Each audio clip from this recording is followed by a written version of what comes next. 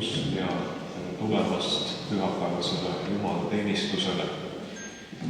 Oleme jõudnud veebruarikuu esimese pühapäevani, on 5. küünlakuu päev.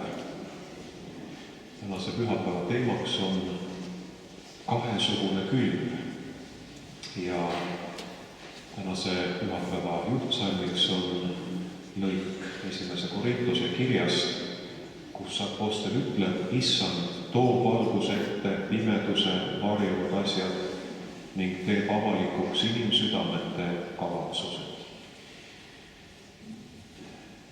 Täna saadab Oreli kogudust jätkuvalt Katere Roolaht ja laulame laule lauluraamatutest, millest esimene laul on 194.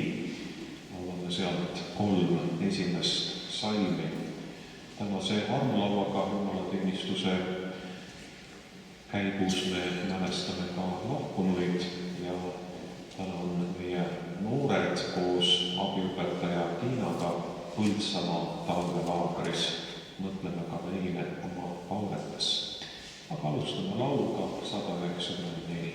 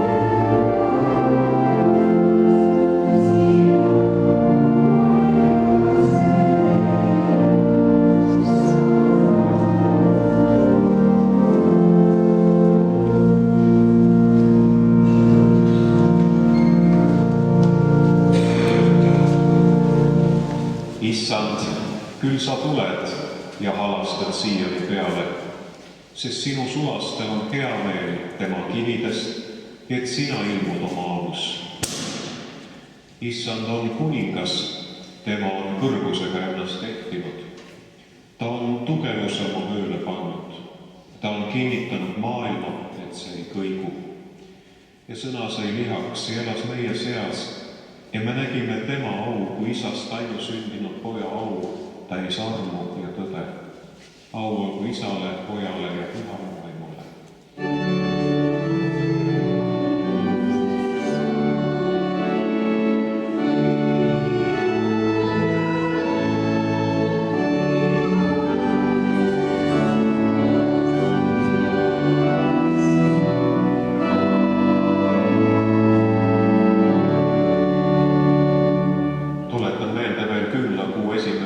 hakkava juhtsalmi apostel ütleb, Issand toob valguse ette pimedusse varjunud asjad ning teeb avalikuks inimsüdamete kavatsused. Palun istuge.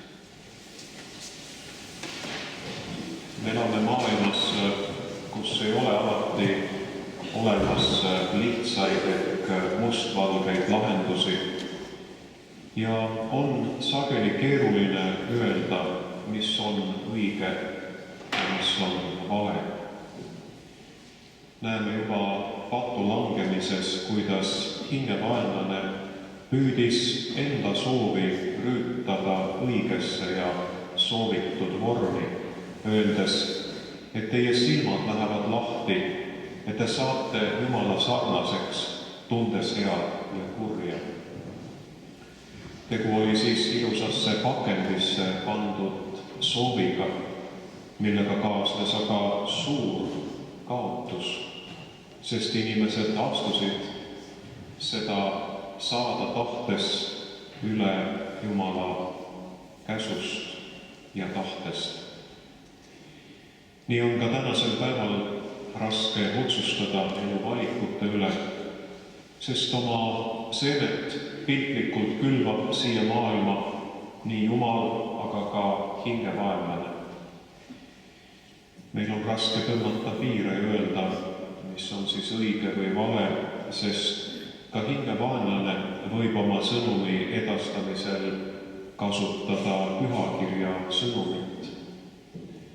Õige otsustaja asjade üle on loomulikult Jumal. Aegade lõpul eraldab ta terad sõbaldest ning hea halvast. Siis on näha, mis on kandnud head vilja ja mis halva vilja, nii nagu oli lood ka Joosep Tootsi Peetramaaga, siis sai asjad selgeks, kui nad hakkasid juba võrsuma ja oli selge, mis taimedega on tegemist. Apostel Paulus ütleb siis, et Issand toob esile varjus olnud asjad ja teeb avalikuks inimsüdamete kavatsused. Siis saab igaüks kätte temale kuuluva kiituse. Muidugi võib see olla Jumala poolt antav ka meie süüdimõistmine, aga apostel mainib siin lõpus ainult kiitust. Paulus ise ei kuuluta evangeeliumi tasu lootuses, aga tema arvates peab elul olema eesmärk, sisu ja tähendus. Tal on vastumeelne mõelda, et ta teeks midagi pimesi või asjatult. Kristuse taastuleku päeval saab iga tegu avalikuks ja ka südame mõtted saavad avalikuks. Tulles Jumala kotta, on pühapäeval meil sees õigus tuua need asjad, mis on vaid meie sees Jumala ette. Selle päeva saabumiseni meil kõik saab avalikuks, mis on seni varjatud. Selle ajani juba täna tohime tuua oma kahtlused, mõtted ja teod Jumala ette. Tema mitte ainult ei kata neid kinni siis, vaid ta pühib nad ära, matab mere sügavusse, nagu ütleb laulik. Siis ei ole meil vaja karta, kui meie süda on puhtaks pestud juba siis, kui me seda sõna kuulsime. See, mida me oleme täna tunnistamas ja kahetsemas, on tema tõotanud anda andeks Jeesuse Kristuse nimes. Meie ülesanne on siin elus ja maailmas kanda head vilja. Me suudame seda siis, kui Jumal on juhtimas meie elu. Jumala sõna lugedes õpime mõistma, mis on õige ja mis vale. See on see kõige suhtelisuse keskel, mis on meie kompass. Nähes oma tegude vilja, saame aru, kas need on õiged või valed.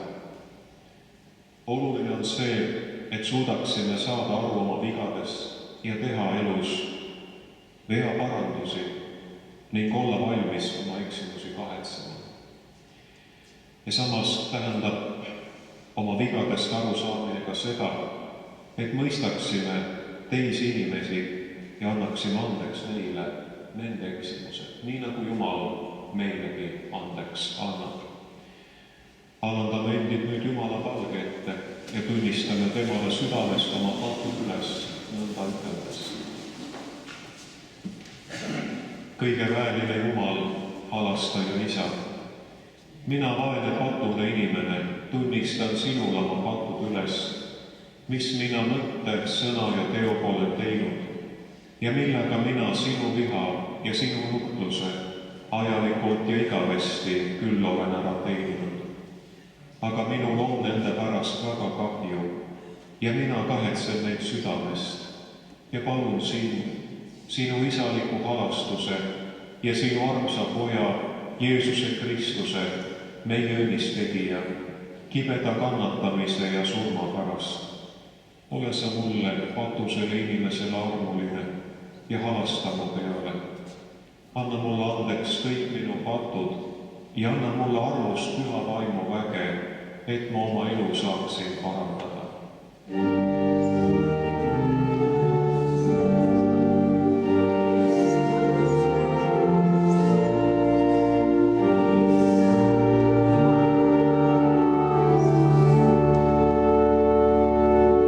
Kui see on teie kõigi tõsine tunnistus ja palve, siis koske jah. Selle teie tunnistuse ja palve peale kuulutan ma teile, kes oma pattu kahetsete ja usus me Issanda Jeesuse Kristuse lunastustööle oma lootuse panete. Oma patud tahate maha jätta ja Jumala püha tahtmist mööda elada. Teile kuulutan kui kutsutud ja seatud Jumala sõna sulane Jumala armu ja mõistan teid, Issanda Jeesuse Kristuse käsul, kõigist teie pattudes lahti, Jumala Isa, Poja ja Püha Vaimu nimel.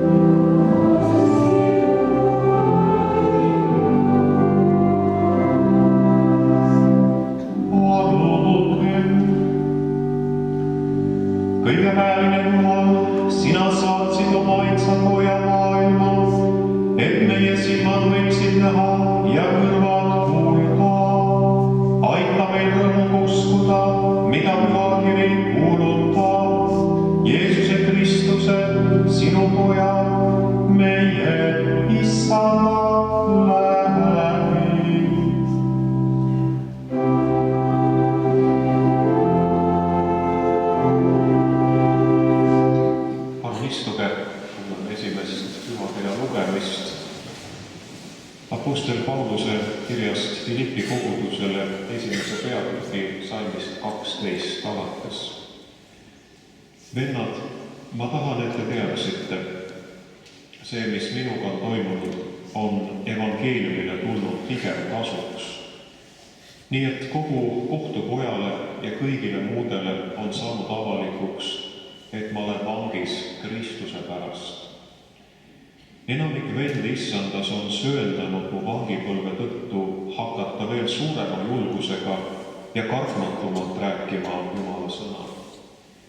Mõned küll kuulutavad Kristust kadeduse ja riiu pärast, mõned aga ka heast tahtest.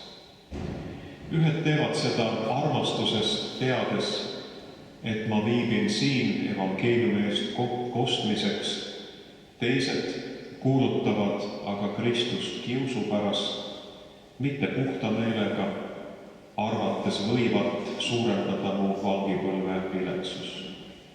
Aga mis sellest? Kui Kristus kuulutatakse igal kombel, olgu tagamõttega, olgu tõemeeli, siis selle üle ma rõõmustan, kuid ma tahan ka edaspidi rõõmustada. See on Jumala sõna.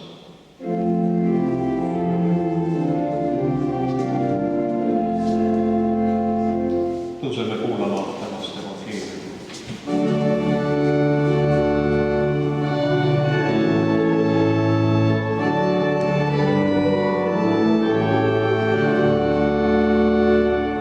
Loeme Markuse evangeeliumi 9. peatüki salmist 38 kuni 41. Johannes lausus Jeesusele: õpetaja, me nägime üht meest sinu nimel purje vaime välja ajamas ja me püüdsime teda keelata, sest ta ei käi koos meiega.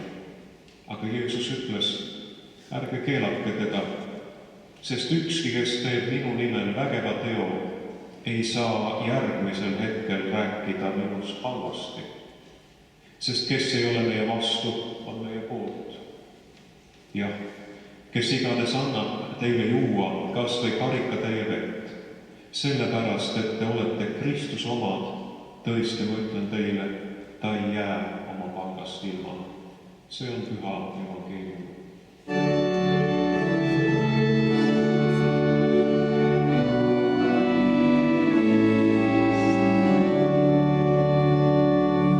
Jätkame lauluga 159, laulame 3 esimest salmi.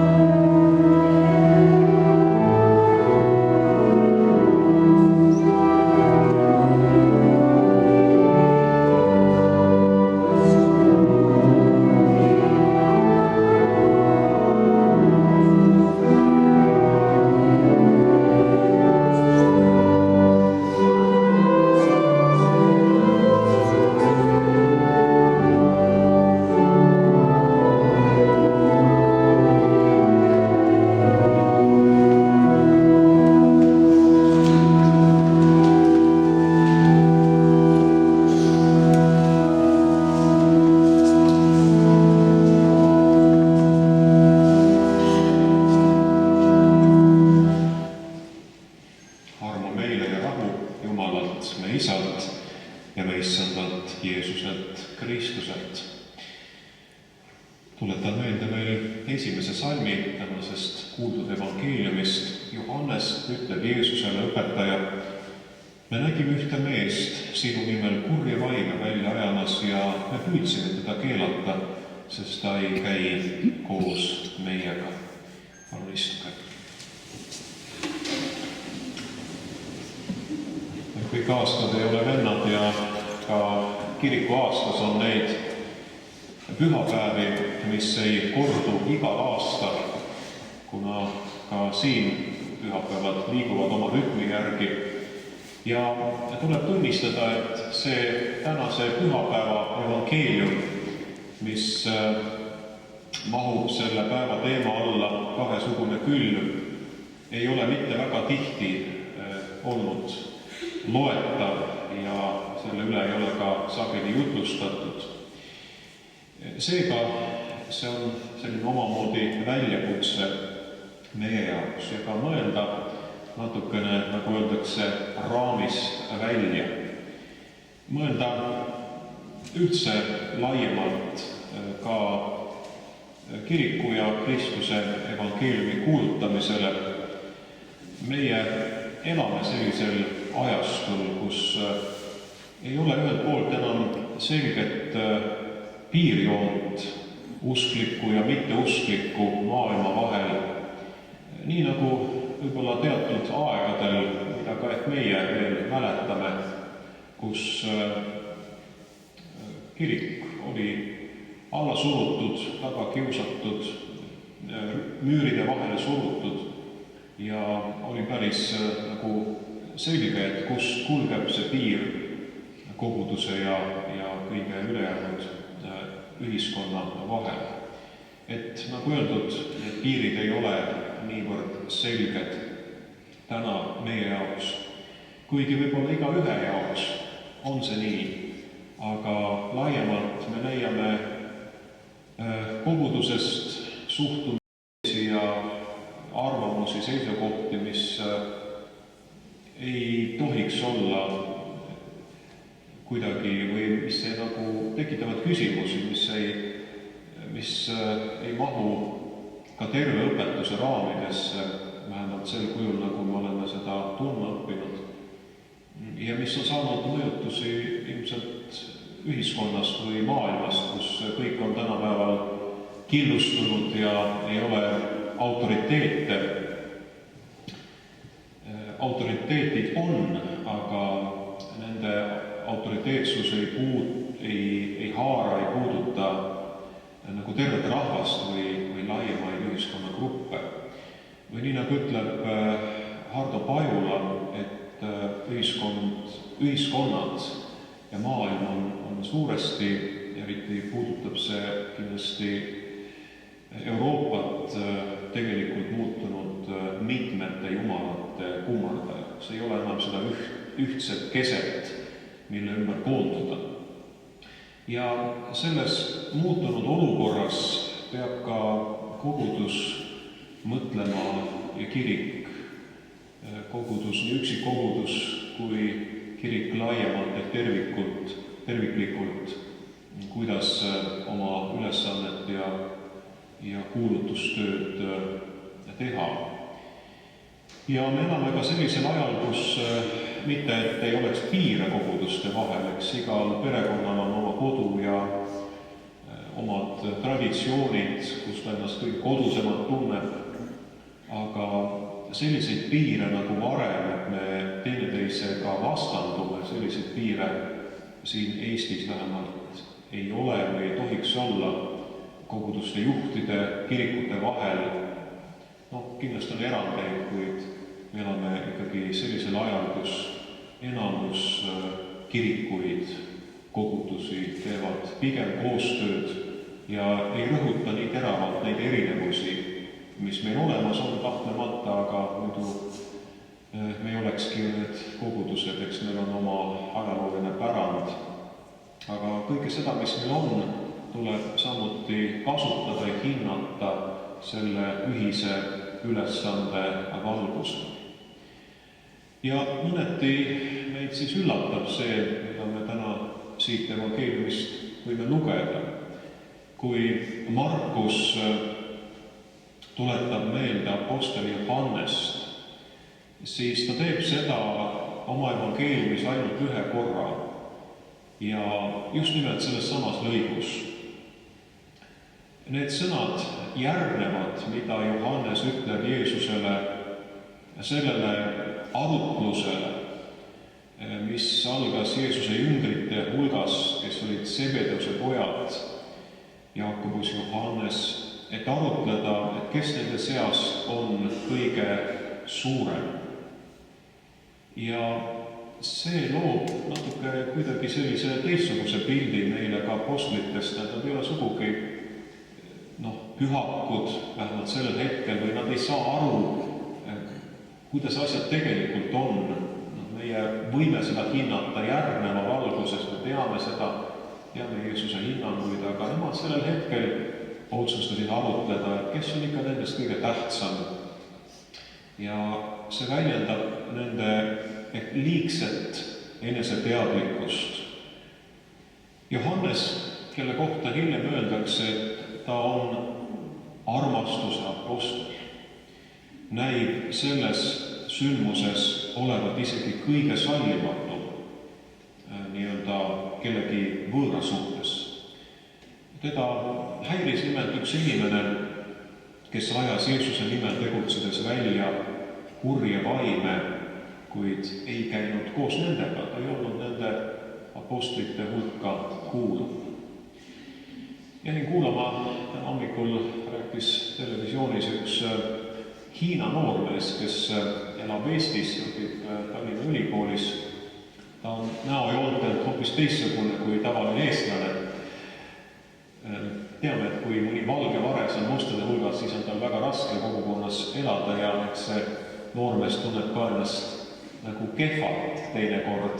Aga üldiselt tunneb ennast hästi, sest tal on siin armastatu ja talle Eesti väga meeldib, kui veri on vorst välja arvatud. Aga et ühes kaupluses teda, kus ta käib oma ühiselamu kõrval, üks proua, vene keelt kõnelev proua, tema arvates vene keelt kõnelev, on väga kurja näoga tema suhtes ja ta tunne, et ta ei salli teda. Ja siis, kuna ta omandab mõningaid eesti keele aluseid, siis ta ütles sellele prouale paar päeva tagasi eestikeelse lause, täna on väga ilus päev või midagi taolist. Ja siis ta nägi selles naises hoopis suurt muutust, ta pole kunagi elus, ta ütleb, nii laia ja armastusväärset naeratust kogenud. Kas siis see proua, kes võis olla venelane, sai eesti keelest aru, igal ta sai aru sellest, et see võõras noormees kaugelt maal soovib head talle.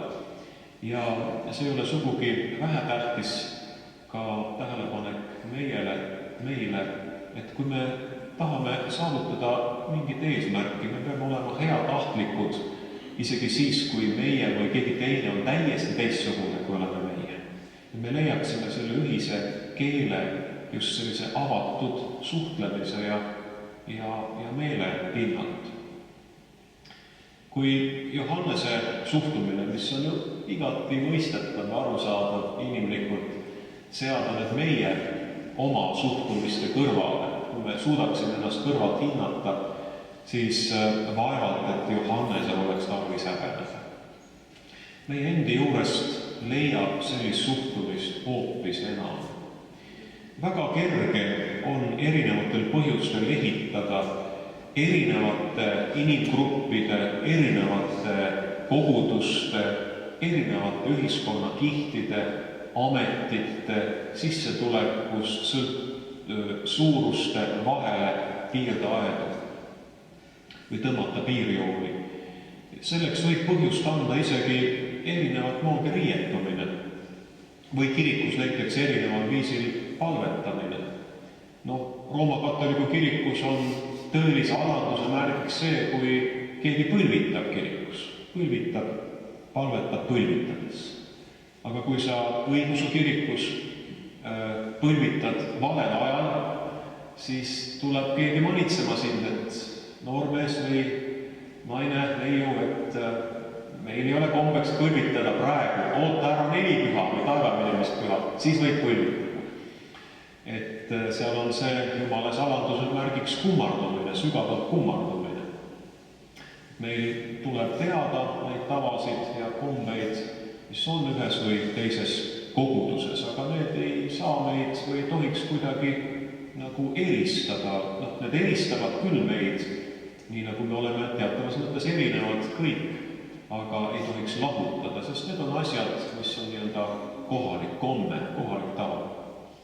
Ja mis on kindlasti olulised ka vaimuliku elu jaoks, kui nad on mõtestatud, kui need tavad on mõtestatud. Eks igas kirikus on omad arengud ja protsessid ja me ei tea alati tegelikult väga palju nii-öelda teiste kirikute kohta. Et kui me tänavu tähistame reformatsiooni aastapäeva luterlikus maailmas, siis see on kuidagi isegi need, kellel on perekondlik taust luterlikus kirikus ema-piimaga meile kaasa antud, teades, et Luter oli see mees, kes põhimõtteliselt tahtis esile tuua selle olulise evangeeliumitest, tuua tagasi selle algse ja mitte niivõrd toetuda ainult välisele, toetuda kommetele. Aga tegelikult selline areng, kuigi reformatsiooni otseselt ei ole toimunud näiteks õigeusu kirikus, on ka õigeusu vabaduses toimunud 18. sajandi lõpus teatud kloostri liikumise kaudu ja nii-öelda vanakeste liikumises, kus on leidunud üks munk, preester, kes oli varem ärimees, tema sai kutsumuse pühendada elu Jumalale ja tema oli siis seal see mees, kes sellist väliste kommete täitmist kritiseeriks, aga samas ütles, et me peame ka mõistma seda, mida me teeme ja rõhutas just südameusku. Et ka seal on nagu jõutud selle suure kiriku sees ka sellistele arusaamadele, aga me ei tea seda ja kui me seda ei tea, siis on kerge ju teist kritiseerida. Aga sellised piirdeaiad muutuvad ületamatuks müüriks siis, kui mõned asjad on meile ikkagi vastuvõetamatud, kuidas teine või teises koguduses asjadest aru saadakse. Olgu see üks suuremaid võib-olla tüliküsimusi, kuidas mõista ristimist või armulauda, rääkimata siis, kuidas mõista õiget muusikat, milline on vaimulik muusika, kas oreliga sobib kirikusse või peab olema ainult laul ja nii edasi, rääkimata siis, kuidas tõlkida piiblit, milline piiblitõlge on kõige õigem ja milline on õige ärkamisliikumine või arusaam vaimulikust ärkamisest. Need erinevusi on tõesti üksjagu ja arusaam. Johannes näitab meile siis sellise inimese tavalist käitumise mustrit. Selle kohta ütleb vanasõna, et oma särk on ihule kõige lähemal. Inimese käitumist, kes seisab mõeldes koguduse konteksti, oma usulise grupi või koguduse liikmete kasvu ja tugevdamise eest. Ihu ja hinge. Selles ei ole midagi halba, pigem meie oma kirikus võiksime seda motivatsiooni rohkemgi soovida. Tundub, et me oleme liiga passiivsed, me ei taju seda vastutust üksikisikuna, koguduse liikmena.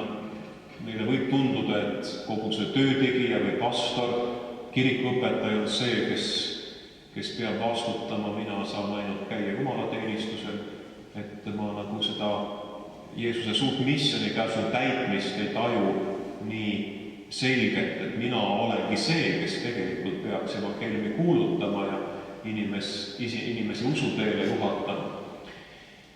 Aga et kui see muutub ainult oma koguduse eest seismiseks, et siis toob see kaasa tahtmatult selliste teiste tõrjumise. Et see ei ole ka hea.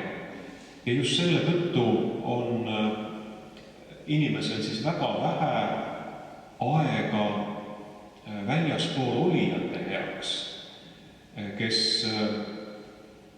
nendega kiirest liikumisest ei ole vaimustatud. Et kui keegi ei taha meie kogudusliikmeks saada, siis me unustame ära ja keskendume oma tegevusele.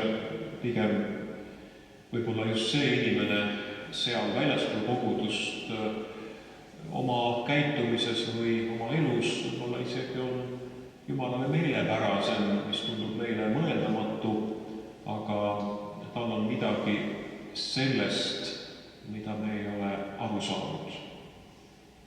Ehk ainult siis see, et me kuulume teatud gruppi või kogudusse, ei ole garantii sellest, et me oleksime Jumalale meelepärased. Tegin nüüd asja keerulisemaks, aga lähme edasi. Isik, kellest Johannes siin räägib, on üks kurjadest vaimudest, väljaajajatest, keda Jeesuse aegses Iisraelis oli päris palju. Ega me ei teagi kõiki neid. Vaimude väljaajajad tegid seda tavaliselt meie jaoks isegi üllataval kombel enne Jeesust mõne Vana Testamendi suur kuju nimel, nagu näiteks Saalomon. Mees, kellest Johannes rääkis, näib olevat teistest erinev selle poolest, et tema kasutab Jeesuse nime. See kohe äratab tähelepanu. Ta tunneb juba Jeesuse nime, ta on kuulnud. Ta teab, et selles nimes on vägi, selles nimes on meelevald. Oma vastuses nüüd Johannesele Jeesus rõhutab, et neid tegusid ei unustata, mis on tehtud Jeesuse pärast. Muidugi ei tähenda tema nimel tegutsemine lihtsalt seda, et oma tegevuses peaks kordama pidevalt Jeesuse nime. Et kui me oma palves ütleme Jeesuse nime 10 korda, et see palve oleks kuidagi parem, kui me teeme seda 1 korra. Mitte nii. Vaid peale selle, et ollakse väljas tema nimel, peab ka see tegevus ise olema kooskõlas Jeesuse isiku ja tahtega. Kui Johannes püüab võõrast kurjade vaimude väljaajajat keelata, siis võis oma osa olla selles ka Johannese suuruse ja tähenduse tundel. Meie oleme siin need, kes seda teevad. Minul on patent selle peale võetud. Õnneks ei ole Kristuse patenti ühelgi kogudusel ainult eraldi võetuna. Ja samas on see kõigil kogudustel, kes Jeesuse nimel tegutsevad. Enese teistest paremaks pidamine ei toimu mitte ainult erinevate ühiskonnagruppide või kirikute vahel, vaid võivad toimuda ka ühe grupi või kiriku sees. Ja olgu siis vahepalaks üks lugu, mis peegeldab katoliku kiriku sees olevate ordude erinevusi, mille erinevusi meie võime ainult aimata, aga lugu peegeldab seda. Kui jesuiit sureb ja läheb taevasse, siis korraldatakse seal kohe suur pidu. Ja tema auks laulavad inglikoorid ja puhutakse suurt pasunat. Varsti tuleb üks fransisklane taevasse, kuid jesuiidi imestuseks ei järgne mingit vastuvõttu.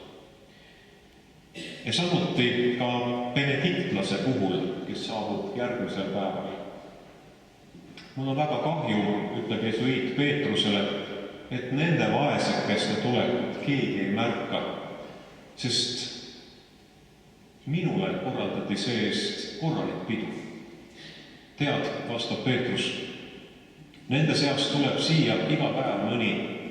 Jesuiite pole meil aga juba 200 aastat olnud ja see väärib peopidamist. Läbi aegade on arvatud, et need, kes ei kuulu meie hulka, ei ole ikka õiged kristlased. Jüngrid, kes olid tegutsenud Jeesuse poolt antud volitustega ja tema nimel ajanud välja kurje vaime, olid korraga üllatunud, et kohtavad meest, kes tegutses nende sarnaselt, kuid ei olnud kristliku koguduse liige. Sellisest Jeesuse nime kasutamisest on teateid veel ka 2. sajandi algusest, aga eks neid on olnud igal ajal. Ka juudi õpetajad muide keelasid Jeesuse nime kasutamise päris 1. sajandil. Aga Jeesus ütles, ärge keelake teda, sest ükski, kes teeb minu nimel vägeva teo, ei saa järgmisel hetkel rääkida minust halvasti, sest kes ei ole minu vastu, on meie poolt. Markus ei ava siin pikemalt seda teemat, mida tähendab Jeesuse nime kasutamine, vaid temal olulisem küsimus on, kuidas peab kristlane suhtuma teistesse usulistesse või kristlikesse liikumistesse. Jeesusele sellised vahetegemised ei meeldi. Tema küsib vaid, kas tegutseti tema nimel. Neid, keda tema nimi on ühendanud, ärgu inimesed lahutada. Kes ei ole meie vastu, on meie poolt. Et need, kes ei ole valinud kindlat poolt, kindlat kogudust, on pigem meie sõbrad kui meie vaenlased. Aeg-ajalt on tuletatud meelde mõningaid rahvaküsitlusi, mille järgi Eestis on kindlat usku järgivaid inimesi seal veidi alla 30%. Ja unustame ära, et neid, kes on näiteks Kristust pooldaval seisukohal, on Eestis tunduvalt üle 50% inimestest. Ja imelikul kombel ka maausulistes 16% peaks pigem ennast kristlaseks, kui seda nii-öelda usku järgivaks, mida ta esimesena on ära märkinud. Nii et väga palju on neid, kes põhimõtteliselt ei ole selle vastu, aga kes on kuskil nii-öelda neutraalsetes vetes. Ja seetõttu nemad ei ole otseselt selle vastu, annab meile ka võimaluse neid kõnetada. Olgu või see kõnetus, nii nagu sellel Hiina noormehel, esialgu nagu natukene abitu või me ei tea, kuidas seda teha, eks me oleme muidugi ise sellest keskkonnast ju pärit ja elame seal ka, moodustades ise siis kristliku koguduse, teades ka neid arusaamu siin. Aga just selline südame soov ja armastuse tahe on see, mis loob silla inimeste vahel. Ühelgi kogudusel või konfessioonil, nagu öeldud, ei ole otseselt üksnes ainult Kristuse monopoli. Jumala vaim otsustab, milline Jeesuse järgimine on ehe. Küsimus ei ole apostliku õpetuse alahindamises, vaid Kristuse väe usaldamises. Jumalal on väge küll nii palju, et ta võib iga koguduse kaudu inimesi kutsuda meeleparandusele ja et iga inimese heaks, nagu selles loos, ma usun, et iga inimese heaks korraldatakse taevas pidu ja loodetavasti sinna ikka iga päev jõuab inimesi, mitte ainult kord 200 aasta jooksul. Küsimus ei ole siis selles, et me peaksime oma põhimõtetes järgi andma. Jeesuse nimi on loodetavasti tuntud ka kristlikes kogudustes väljaspool, kuigi meie kodumaal on teinekord minul endal küll selles osas suured kahtlused, aga see on võib-olla inimese probleem. Seni, kuni inimene ei ütle lahti Jeesusest, kuulub ta siiski ka kogudusse ja see on nüüd meie koguduste küsimus otseselt, kus on väga palju liikmeid, kes on ennast kunagi kogudusse lasknud vastu võtta, aga kogudusel puudub kontakt viimastel aastatel, võib-olla isegi 10 aastal ja me ei tea, kus need inimesed on. Kui see inimene ise ei võta meiega ühendust, siis on väga raske seda ühendust saada sest inimeste elud muutuvad, töökohad, elukohad, need on kõik pidevas muutuses.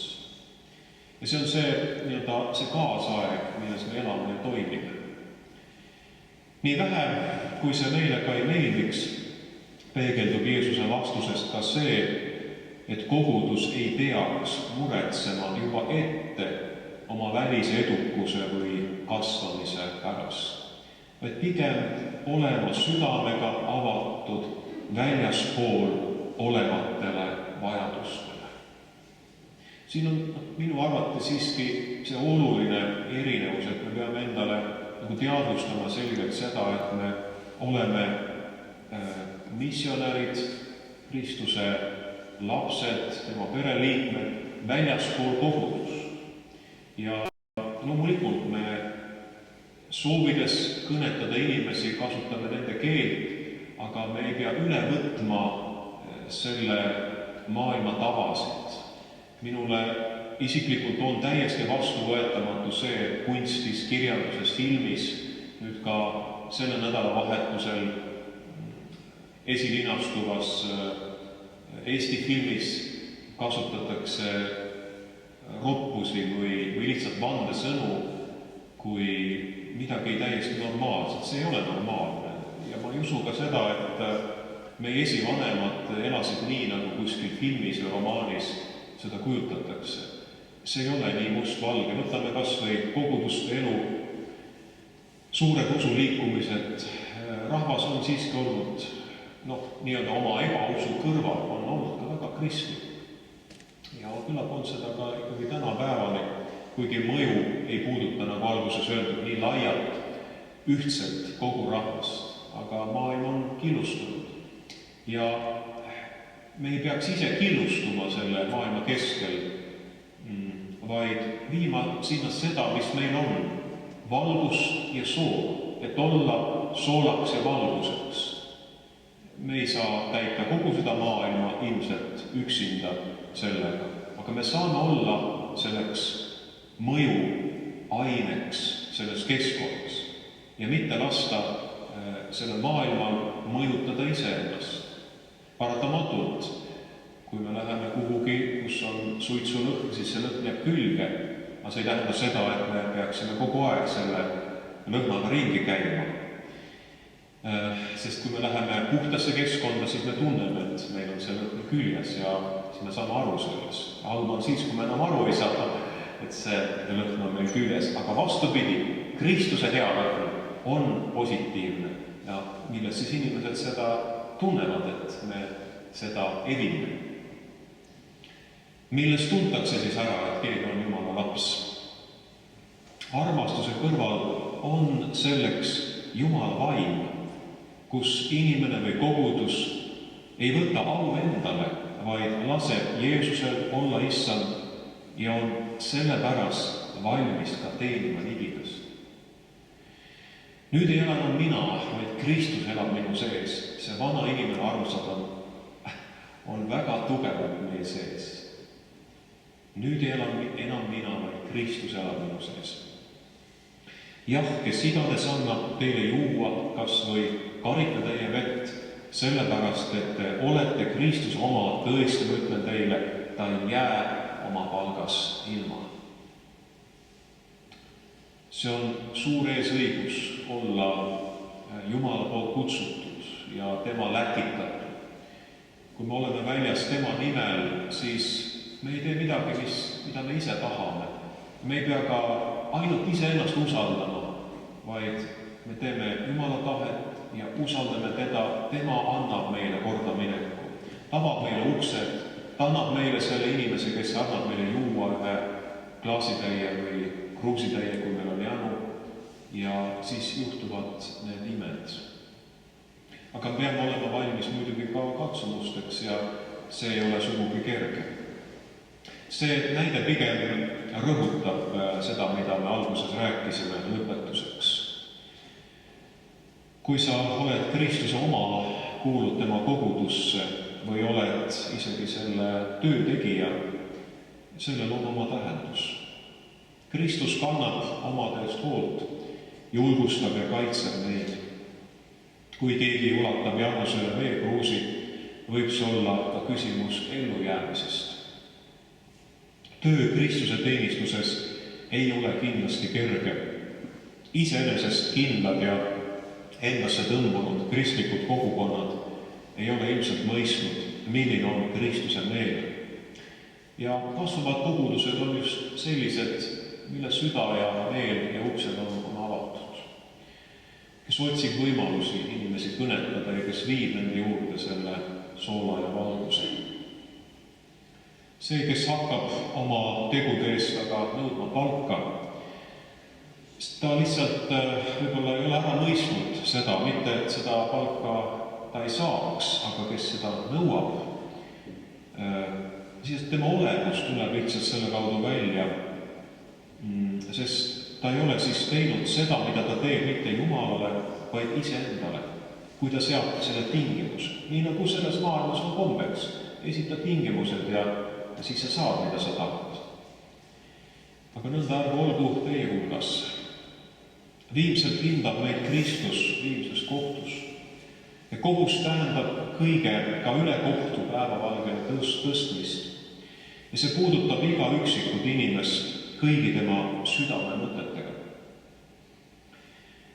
Ja see, mis meid tänases sõnumis üllatab, on see, nagu ka Paulus kinnitab, et isegi kui Kristus kuulutatakse kiusu pärast, ta peab silmas seal seda, et tema vastu ollakse kiuslikud, kui seda teeb keegi teine kui tema, et Jumala nimi on austatud selle pärast, kuigi see ei ole hea, see motiiv, mille pärast seda tehakse, aga kui seda tehakse, siis Kristus ikkagi on oma sõna taga.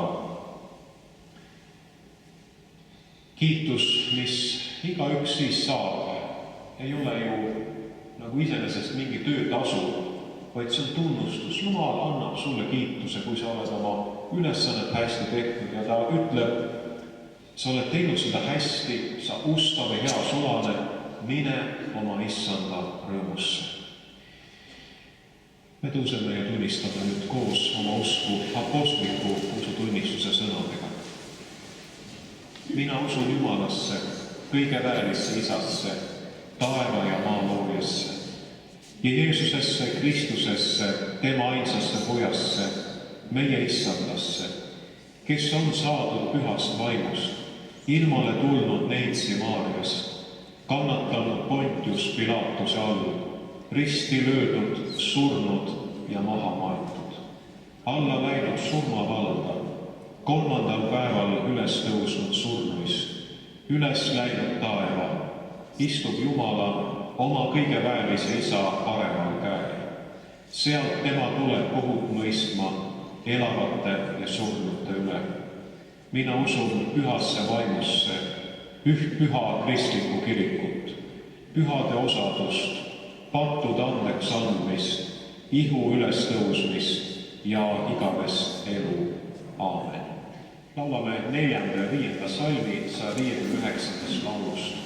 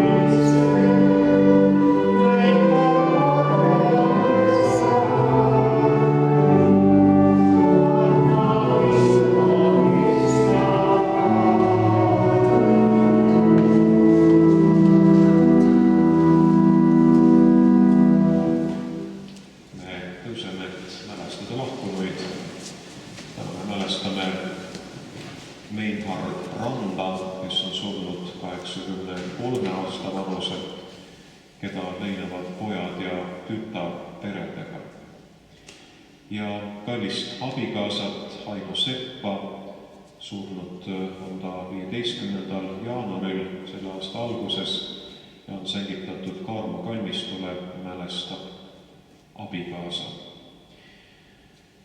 3. veebruari hommikul lahkus meie hulgast kauaaegne Ustav, koguduse liige Asta Väli. kelle ärasaatmine toimub kirikus eeloleva reede hommikul kell 11. Nende lahkunute peale mõeldes me kumardume palveks. Kõige väärine Jumal, alastaja, taevane Isa, anna meile teada meie elu ots ja meie päevade mõõt, et ma tunneksin, kui kaduv ma olen. Sina oled meie elupäevad pannud nagu kämma laiuseks, meie eluiga on kui miski sinu ees. Aga issand, mida me peame ootama, oma lootuse me paneme üksnes sinu peale.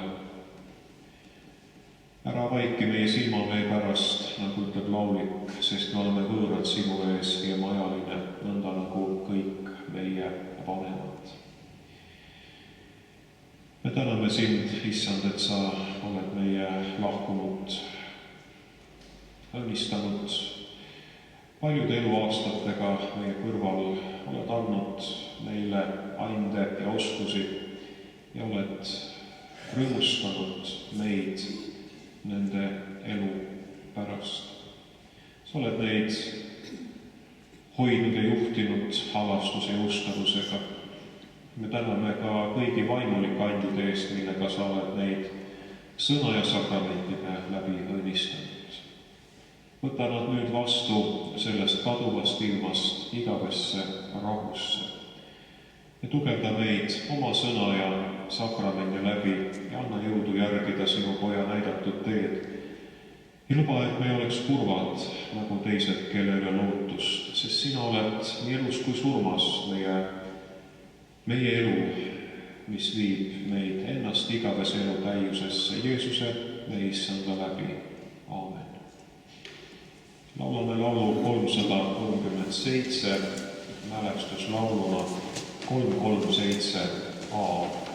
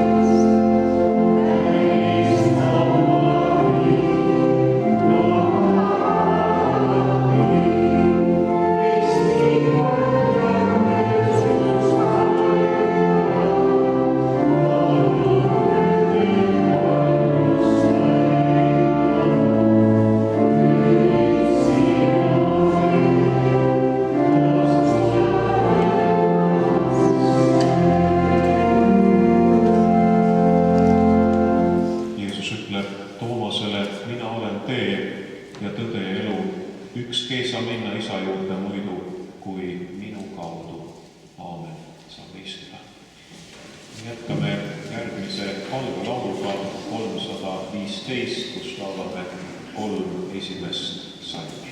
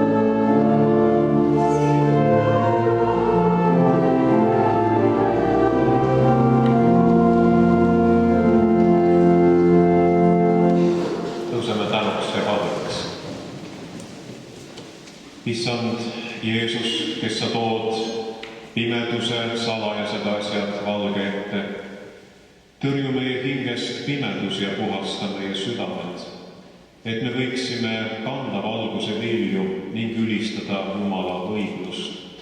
Issand, me kiidame sind.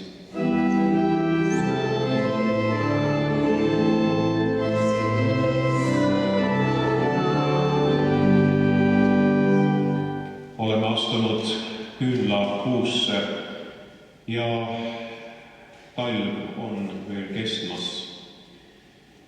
Me meenutame Jeesuse toomist templisse. Issand Jumal, sina oled kõige valguse allikas. Siimon ja Hanna said templis näha sinu poega ja ülistada sind maailma päästja eest. Juhi oma vaimuga ka meid, nii et me tunneme ära oma pääste, milles oled valmistanud Iisraelile ja kõigile rahvaile, Jeesusest Kristusest meie Issandas. Issand, kuule meid.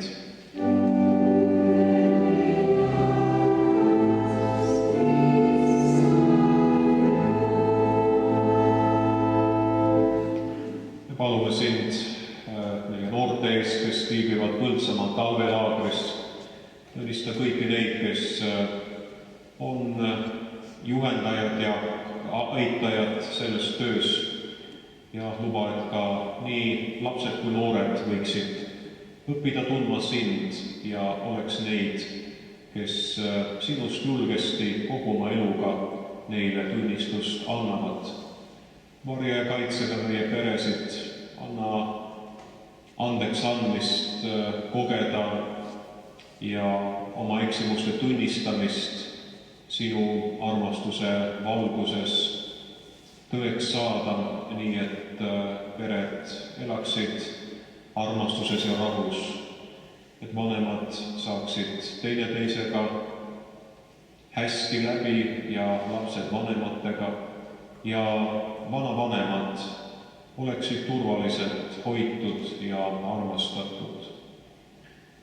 Me usaldame sinu kätte ka koguduste nõukogude valimised erinevates kogudustes, nii siin Saaremaal kui üle maa, ja anna ka oma õnnistust neile, kes on valmis kandma vastutust selles koguduses siin paari nädala pärast algavatel valimistel. Issand, aita meid.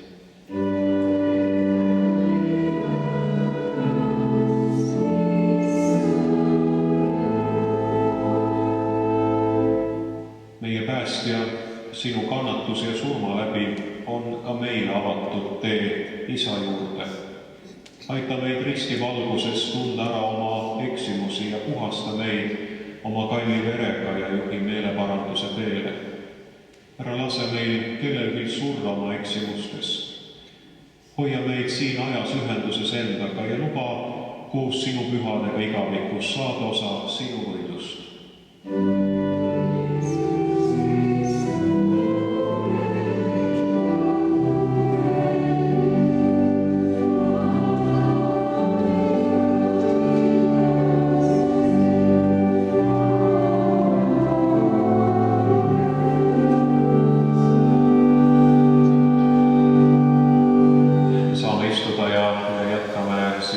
Järgmise lauluga 314, mille jooksul paneme kokku ka korjanduse.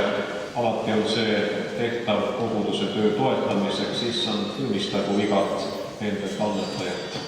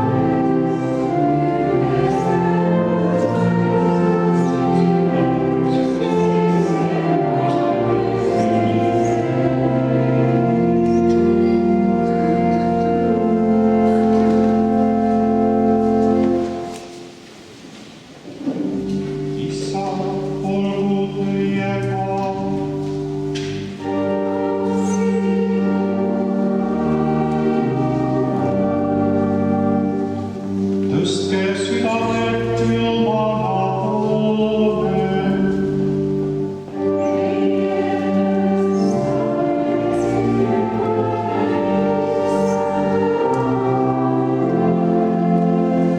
Tänagem Issandat, oma Jumalat.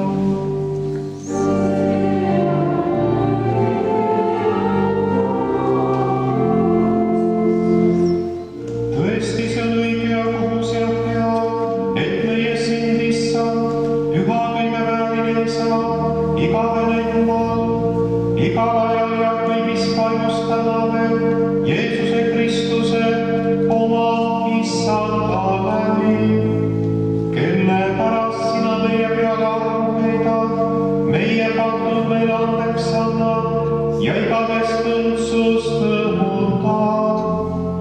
Sellepärast laulame kõikide inglite ja taevaväevõrkadega sinu nimele kiituse laulu.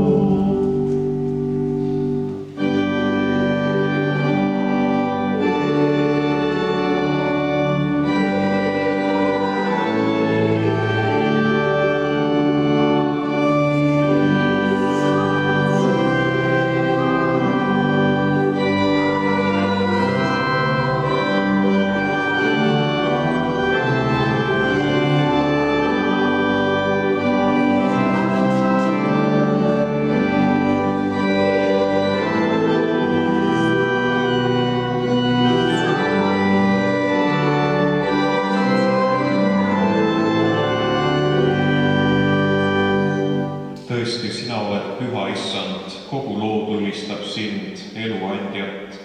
Sina kogud kokku oma rahva ja sinu ülistus kõlab lakkamata.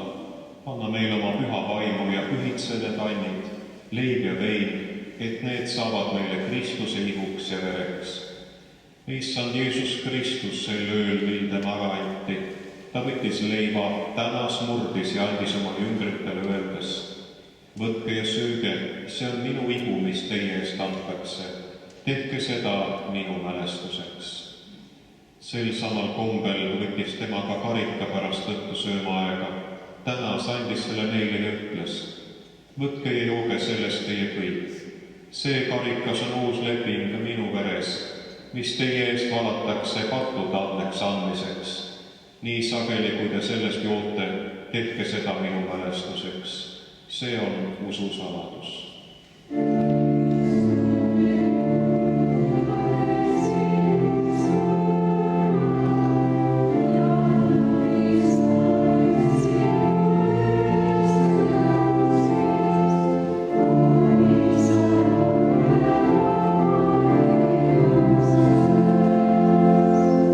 Püha Isa, me meenutame selle söömaajaga sinu poja kannatuste surma, ülestõusmist ja taeva minemist ning ootame tema tagasitulekut kirkuses. Ühenda meid armastuses üheks ihuks Kristuses, et võiksime tema läbi sind teenida. Kristuse läbi, Kristusega ja Kristuses olgu sulle, Jumal, kõige vääriline Isa, püha vaimu ühtsuses kõik au ja kirkus igavesti.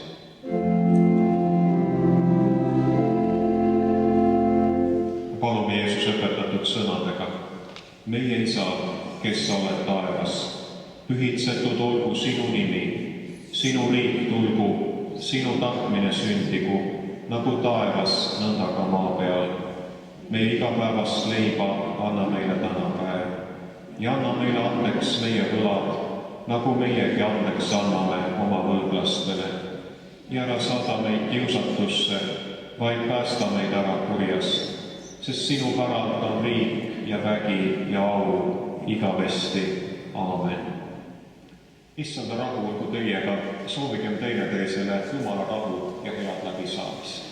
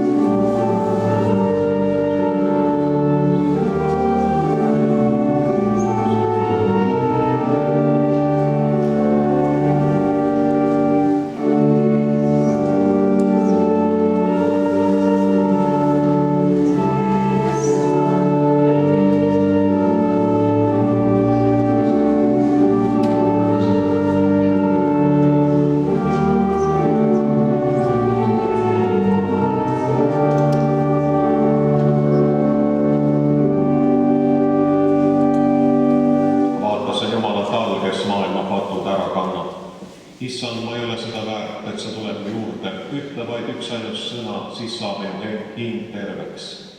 Issand ütleb, tulge, sest kõik on juba valmis.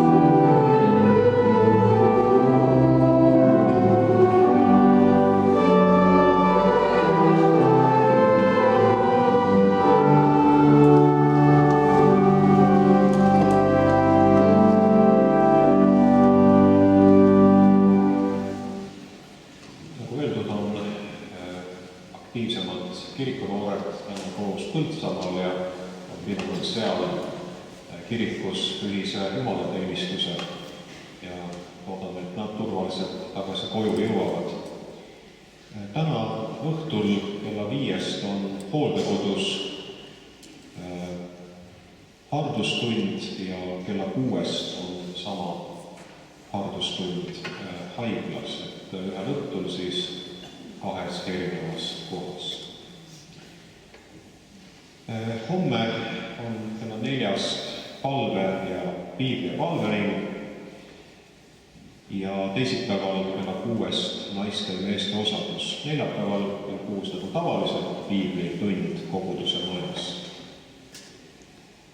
Ja nüüd on muutunud noortetunni aeg. Noortetunnid toimuvad reedeti kella 4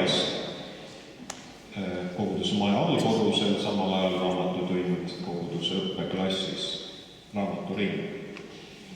Ja koguduse kool on ka reede õhtul kella 6 samas koguduse majas. Laupäeval on nagu ikka pühapäevakool, täna nädala pärast on 11. veebruar kell 11 koguduse majas. Järgmisel laupäeval on meie kirikus esimene selle aasta kirikukontsert. Johann Sebastian Bachi juubeliaastat peetakse ja selle raames tuleb ettekandele kuulsa helilooja aariad, mida esitab Kädi Plaas-Kala sopranina ja poel mängib Riivo Kallasmaa loorelil Ülle Grigul. Nii. Et see kontsert on minu teada tasuta, nii et kella 5 siis laupäeval. Tere tulemast kuulamast head klassikalist muusikat.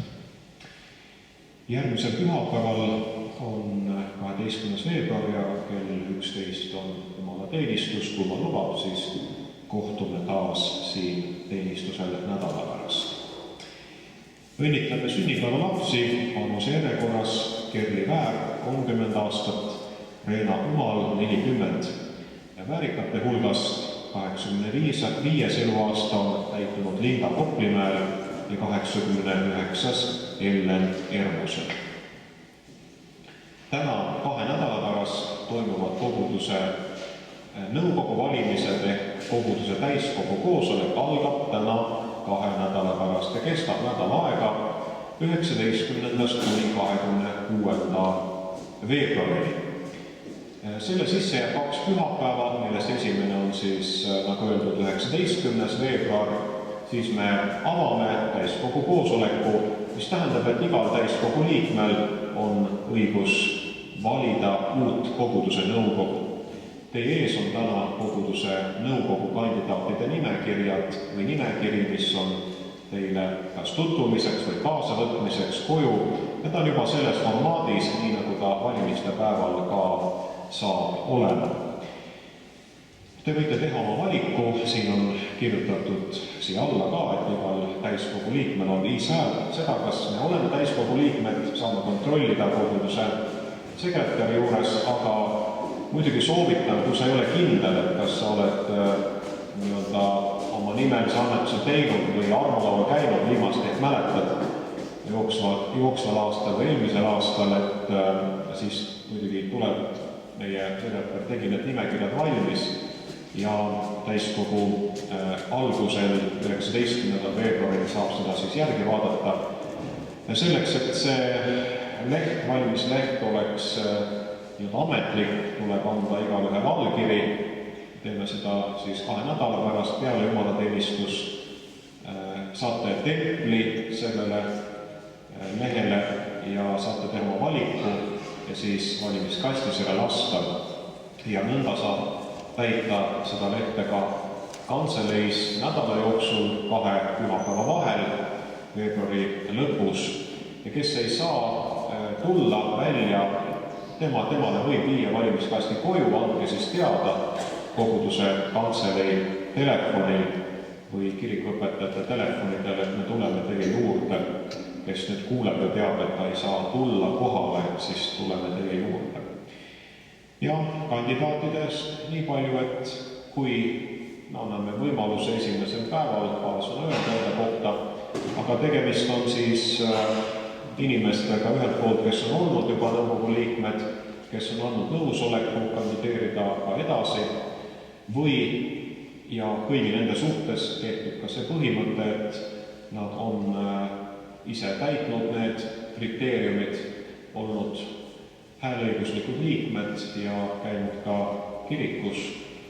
Ja neid on reeglina keegi soovitanud ja koguduse töötegijad ja juhatus on ka siis andnud oma nõusoleku ja see on koguduse poolne nimekiri.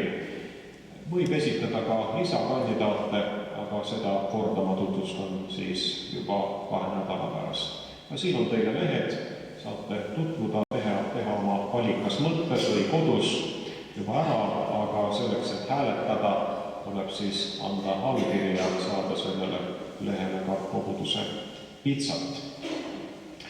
Nii et alustame 2 nädala pärast täiskogu koosolekuga, loodame, et siis see aeg on võimaluseks paljudele oma koguduse liikme kohust täita ja nõukogu valitakse järgmiseks 4 aastaks. Need, kes on olnud liikmed, peavad enda käest küsima, kas tõesti juba 4 aastat on möödas. Tõepoolest aeg läheb võttu. Need olid teated ja soovin teile ilusat ja õnnistatud nädala algust, mingem rahuga